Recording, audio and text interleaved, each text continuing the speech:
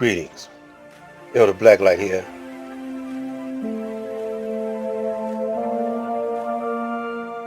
They blocked my last video, copyright, because I was showing clips of Hillary at the UN. But I'm going to see if they block the audio. Even though you won't see the picture, you'll hear what she's talking about when it comes to Gaddafi. The name of the video was The Game Don't Change, Part 1, Exposing America. But what I'm saying in these videos is that the Crusades, it's a carryover from it's white European dominance, and you could say Zionist Jews influencing because they took over Christianity and took over Islam too. You see, so that's why we got all these debates going on Sinetta, because Sinetta, he trying to keep you in the past. A brother was saying, debating Brother Wesley, and evidently the brother don't know nothing about Drusilla Dungy Houston. I got a book here,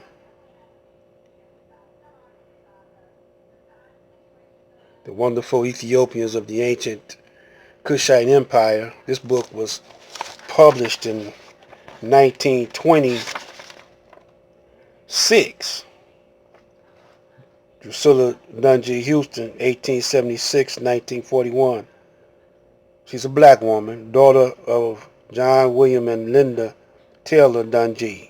Was a teacher, journalist, self-trained historian, and by any standards, a remarkable woman. So, black woman, very few black women nowadays that are revolutionaries for black people. But I'm going to read chapter 10, The Marvelous Arabian Civilization. Arabia was one of the earliest colonies of the ancient Kushite Empire of Ethiopians. Baldwin claims that it was the original land of Kush. He says, in the oldest recorded traditions, Arabia is the land of Kush, the celebrated Ethiopia of very remote times. He continues, in ages older than Egypt or Chaldea, Arabia was the seat of enlightened and enterprising civilization that went far into neighboring countries. At the time, Arabia was the exalted and wonderful Ethiopian of olden tradition, the center of life of what in Western Asia was known as the civilized world. I'm going to stop it there because I want to get into some news clippings that I'm not going to show, but I'm going to play. And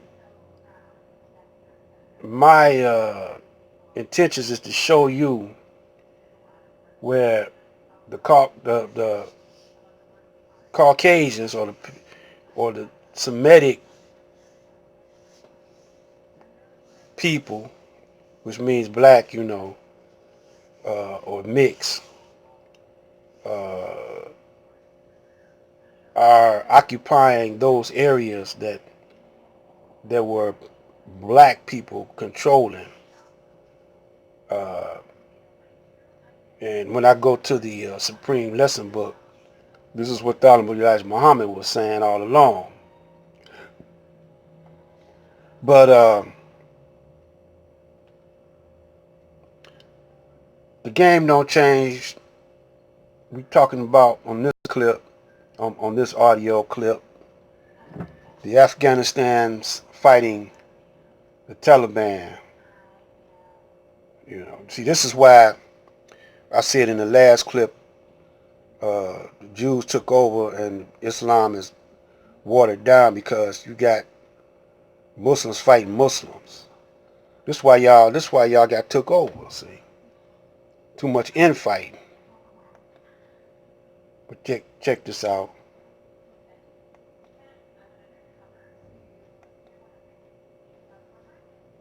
Now to Afghanistan and our exclusive look behind Taliban lines. The U.S. has been fighting there since the 9/11 attacks by al-Qaeda. They were hosted in Afghanistan by the Taliban, a movement of radical, militant Islamic extremists that ruled with a harsh interpretation of Islam. A U.S.-led coalition ousted them in 2000.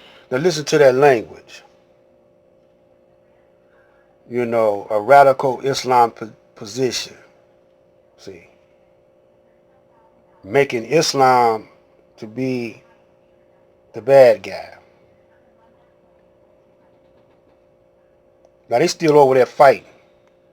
2001, but the Taliban quickly formed into an insurgent group, fighting the American military and democratic Afghan government that replaced them. Now, 18 years later, fighting there rages more violently than ever, and some are drawing attention to the tactics used in the fight against the Taliban. Our special correspondent Jane Ferguson recently met members of the Taliban in Wardak province near the capital, Kabul. Now we're going to pause it right there and go over to Hillary Clinton. Compare her with Donald Trump.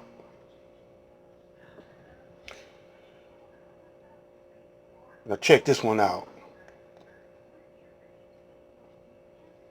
The international community has been speaking with one voice, saying very clearly that Colonel Gaddafi's brutal attacks on his own people are unacceptable and will not be tolerated.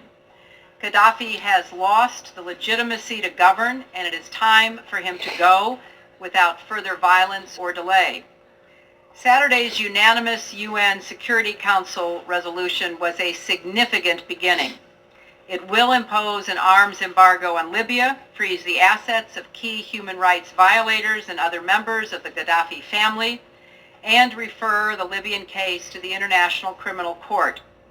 The United States has imposed additional sanctions of our own, and today I discussed with our European allies the specific measures that they will pursue to keep increasing the pressure and further isolating Gaddafi and his regime. See, actually, this is the Crusades. Now, we're going to hit up on not just Gaddafi, but we're going to hit on Iraq, weapons of mass destruction by Bush, and then we're going to also hit up on Syria. Say they ran the same game on the people about Syria. Check this one out. It's the Crusades. No. Critics everywhere are falling for the gentleman. They try to block me. A late November morning in the year 1095, this man, Pope Urban II, delivered a sermon that would transform the history of Europe. His rousing words transfixed the crowds gathered here in the French town of Clermont, and in the months that followed, his message reverberated across the West. The age of the Crusades had begun.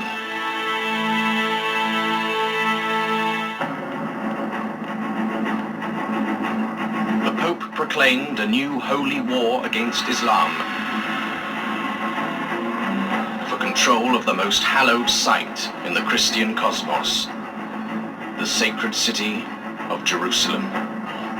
Urban's call to arms initiated a struggle that would rage for 2 centuries, one that fires the imagination and fuels debate even today.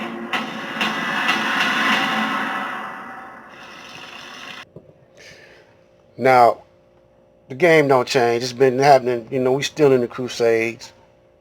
We call it the Holy War. We call it the War of Armageddon. Y'all calling it World War III, but it's been going on 6,000 years, man. It's been a war. And the Honorable Elijah Muhammad, with the coming of Master Farad Muhammad, in the personage of Allah. Allah came in the person of Master Farad Muhammad.